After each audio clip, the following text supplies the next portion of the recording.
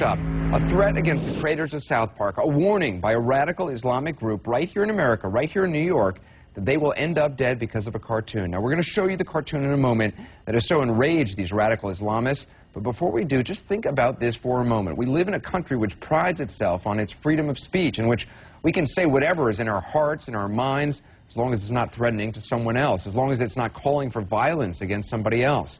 Now, you might not like South Park, the cartoon. You might think it's offensive. You might decide it's not something you want to watch. That's up to you.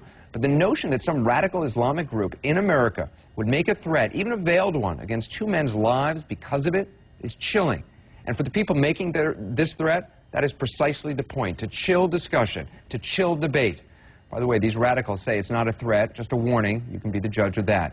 For Trey Parker and Matt Stone, the two guys behind South Park, it is, or could be, a matter of life and death. And because in a cartoon in which they made fun of a number of religious deities and figures, they also portrayed the Prophet Muhammad, censored in doing that by their own network. They portrayed him as being inside a bear costume.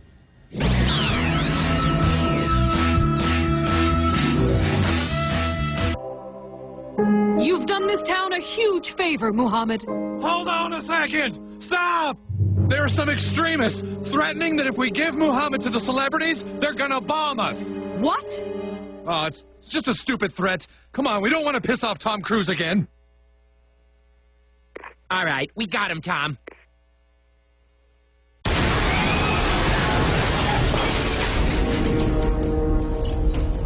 Muhammad, are you okay?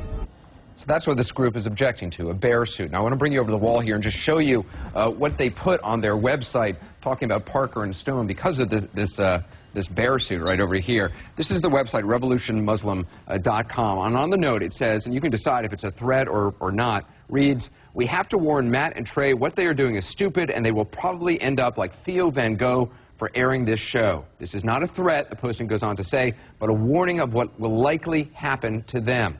The website Revolution Muslim also had information about where the South Park creators live and work, and a sermon by a wanted cleric in Yemen that outlines the punishment under Islam for blasphemy. Theo Van Gogh, you'll remember, is the Dutch filmmaker murdered in 2004 after making a movie critical of Islam. He was shot on the street, his throat cut, a knife plunged into his chest. His killer wrote a note also threatening Western governments, Jews, and the writer of his film, Ayaan Hirsi Ali. She went into hiding, has had protection ever since. She moved to the U.S. We're going to talk to her tonight. But Theo Van Gogh is not the only example of this kind of threat and danger. A year later, an attempt to trigger a debate on free speech, the editors of a Danish newspaper published cartoons depicting the Prophet Muhammad. It sparked worldwide protests in which dozens were killed. Cartoonists had to go into hiding. And of course, there's author Salman Rushdie in his book, The Satanic Verses, which caused so much controversy. It earned him a fatwa, a religious decree from Iran's Ayatollah Khamenei, calling for his death. That was 21 years ago. And now, on the streets of New York and online, there is this radical Islamic group, and they are focusing on the creators of South Park. Drew Griffin tonight is keeping them honest.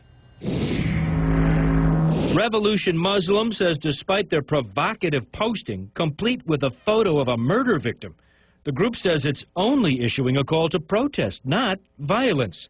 Contacted by CNN, the creator of the posting said Revolution Muslim only wants those offended to be able to voice their opposition by letters to the show's creators. Certainly the comment on this website is very ugly, but it is certainly not specific enough to get anyone arrested at this point. Hi, Drew. How are you? Good. Last year, CNN interviewed one of the founders of this radical Muslim group on the streets of New York. Yunus Muhammad chose his words carefully, telling us he saw nothing wrong with Americans dying in the 9/11 terrorist attack. I don't think it was wrong. I think it was justified. And then adding he does not encourage any violence on U.S. soil. It's a word game, federal officials tell us, that allows Revolution Muslim to post support of terrorists like the alleged Fort Hood, Texas shooter, while the website itself is protected under free speech laws of the United States. Yunus Muhammad told us he doesn't see anything wrong with his messages. He dislikes the United States. He yearns for a Muslim world.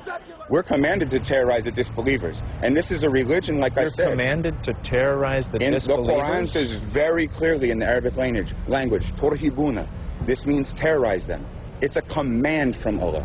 So you're commanded to terrorize them. To terrorize doesn't mean anybody who doesn't believe. You define terrorism as going and killing an innocent civilian. That's what I define terrorism as making them fearful so that they think twice before they go rape your mother or kill your brother or go onto your land and try to steal your resources. The clip on the site ends with a warning on a graphic directed at Parker and Stone that the dust will never settle down. Drew Griffin, CNN Atlanta. And that is certainly what they are trying to do in this, to terrorize.